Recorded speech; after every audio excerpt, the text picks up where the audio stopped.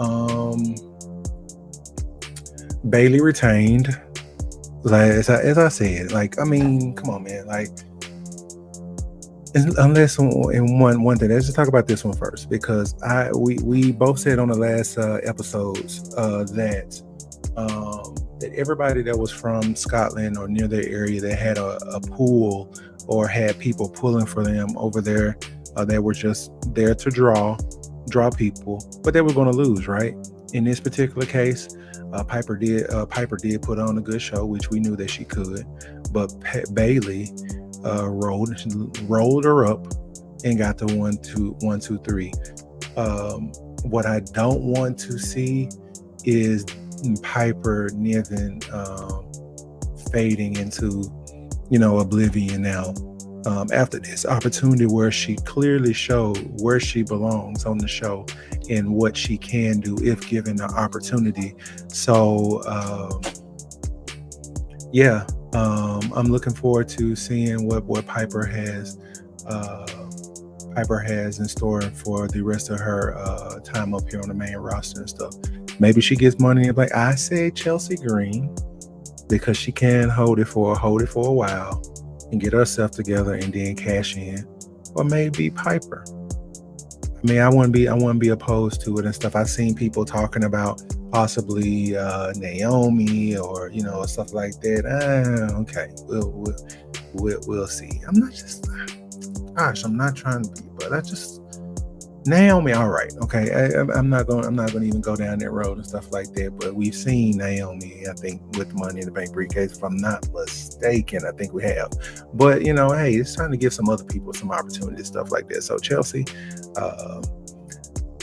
to Tiffany, maybe, I don't know, because then you can do, this Queen Naya and Princess Money in the Bank thing and stuff going on. Stuff. There's a lot of other things that can happen or whatever. But I don't know. We'll see. Chad Gable and their whole saga and their whole situation. Another blown opportunity again by Chad Gable, who loses in the match against Sami Zayn, and with a little I won't say outside interference, but outside distraction because of God, what is her name? She got rolled up on the ankle, and Otis got mad, and all of that good bad stuff, and all of that stuff. So yeah, just another L for Chad Gable. That's going to probably turn him over into possibly getting rid of the Alpha Academy and having some new members. So we shall see about that. Let's see another. Oh yeah, so let's talk about the other team that Alba Fire and Isla Dawn was another tag team that just came out of the blue. They came way out of left field. Who was that just got eliminated? Okay, Los Lothario, Lexus King. All of them gonna see. So yeah, they out of there. So the ring is starting to lighten up here. Some popular names and stuff in there still. But yeah, nobody I think they'll probably be able to beat Trick, but we'll see. But yeah, so Alba Fire and Isla Dawn, right? Came out of left field, totally out of left field, right? They end up being the women's tag team champions after this. Crazy, bro. Crazy. Was not expecting it. I think a lot of people were pissed off about it, wanting to know why. What's the point of doing it? I mean, I think Bianca and Jade had the titles for about 45 to 50 days, maybe. And although they didn't get pinned, that's the thing that can kind of keep those girls strong. But what was the point? What was the point? I don't understand the point of such a dominant tag team losing in this match to Alba Fire and Isla Dawn or whatever. Didn't come with any other kind of it didn't come with any other kind of well, it did come with the other kind of controversy because of the botched springboard attempt by Jade that people were eating her up on social media about, which was crazy, by the way, because that kind of stuff happened. That wasn't the first thing. That wasn't the only thing that happened that night. Let's just go ahead and say that. They ain't the only botch of the night or whatever, but a lot of people were giving her grief. Like, come on, man. Like, yes, she is a little raw or whatever, and she's a little green when it comes to some of the things and stuff like that. But accidents do happen, and I think those people were having problems with the ropes all night. In one of the matches at the start, and we'll get to that match with AJ Styles and Cody Rhodes. The ref looked like was telling AJ about the ropes and stuff already. So they still look pretty good. I hated that they had to drop the titles because it felt like they were going to have those for a while. Maybe they recapture the titles. Who knows? But right now you have Bianca and Jade as a tag team sitting with no gold and wondering what the direction is and stuff is going to be with that as well. So let's see what else happened. Oh, AJ Styles and Cody Rhodes. I mentioned that, but they had their I Quit match.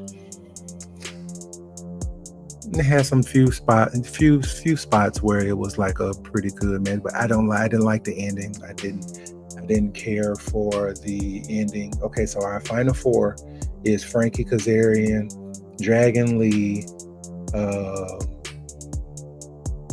what is his name? The one he used to always say 10, whatever he is. Yeah. Whatever his name was. He came over from NXT about a month or so ago. So we're down to those four right now. But yeah, so AJ Styles and Cody Rhodes, they left something kind of to be desired, pretty much. When it came to their match, Frankie Kazarian has been eliminated. It was you came down to and it's Dragon Lee and Mr. Evans for the spot for the final two. Okay, cool. I didn't like how AJ Styles quit.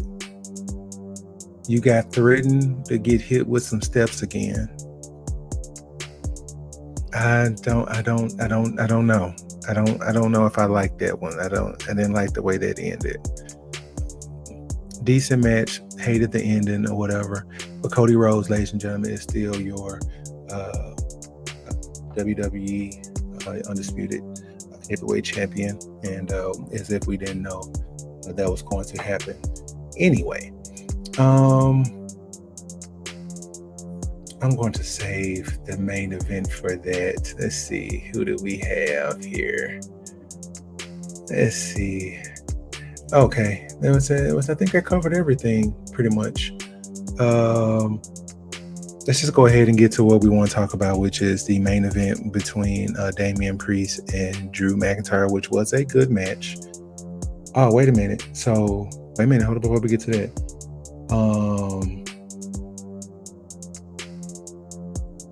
Let's see. Dragon Lee was eliminated. I thought it was the final two, but they pulled the old somebody fell under the ropes kind of thing or whatever. Let's see.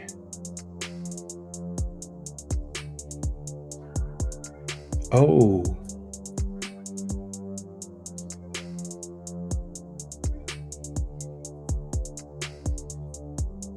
So it's those two going at it here. Don't want to get that going.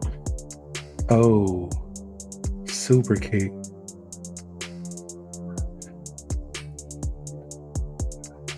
And out he goes. And it is Mr. Evans who is going to face Trick Williams.